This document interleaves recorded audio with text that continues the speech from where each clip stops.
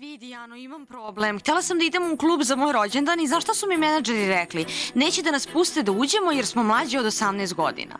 A Dijana, šta sad da radimo? Dosadno je da slaviš rođendan kući. Dijana, to je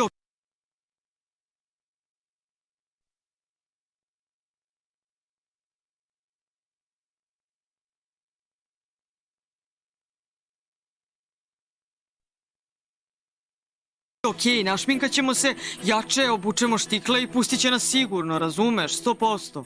Naravno, Jano, pustit će nas. Takođe će tražiti naša dokumenta, lične karte i šta piše u njima, da imamo 16 godina, razumeš, jesi luda? Dijana, onda treba da povedemo nekog starijeg sa nama. Jano, koga starijeg, jel me zezaš? Naši košarkaši idu sa nama. A šta njima da kažemo? Izvinite narode, ali mi moramo da uđemo u klub, tako da vodimo nekog starijeg sa nama. Mislim, nije u redu, razumeš? Stvarno nema smisla.